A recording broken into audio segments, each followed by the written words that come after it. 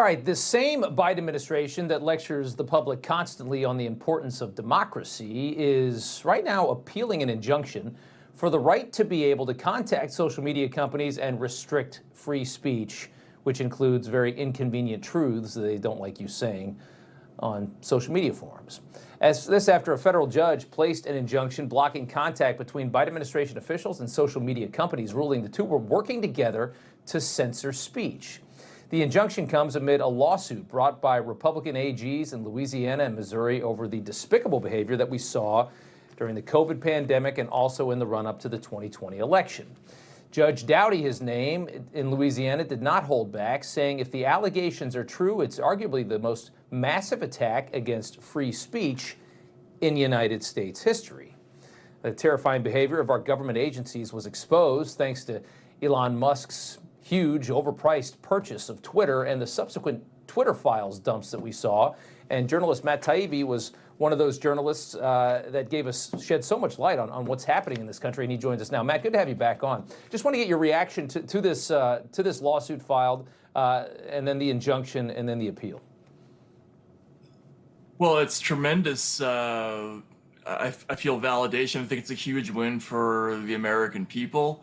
Yeah. I was getting to the point where I was feeling a lot of despair about the likely impossibility of getting any movement on this issue. But this one judge with this sweeping injunction to stop this behavior has really thrown a monkey wrench in a system that we thought was becoming impregnable. And it's going to force, at the very minimum, a big national discussion about what actually was going on, which I think is very important. How disappointing has it been for you to see the reaction generally to the evidence that you brought forth? I mean, there has not been an appetite to ingest what we've seen from the government, and there hasn't been an appetite to kind of impugn the actors that did it. I mean, there's a lot of people that just want to act like this is normal now, and it makes you wonder what happened to liberalism in this country. What happened to people that said that you have rights, that you should have freedoms to say things? Yeah, you know, that's one of the most shocking things about this entire story. I'm not a Republican. I was raised kind of a traditional ACLU liberal. One of my heroes was Ira Glasser.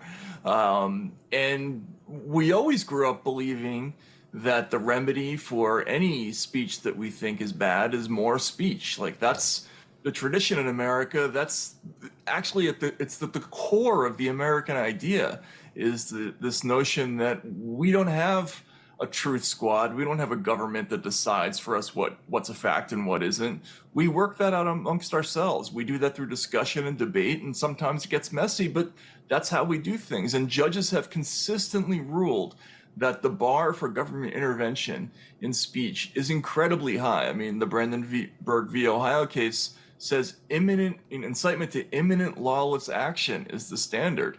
And yet these people did it all over the place over trifles. It's incredible, and it's incredible to watch former liberals think it's normal. Right. I just want to show one final thing here, an MSNBC tweet, if we can pull that up on the screen, guys. Trump-appointed judges have issued odd edicts before, but as Steve Bannon writes, a 4th of July injunction blocking U.S. officials from interacting with social media companies was uniquely ridiculous. So they don't find the behavior that we saw ridiculous. They think that preventing it is ridiculous over at MSNBC.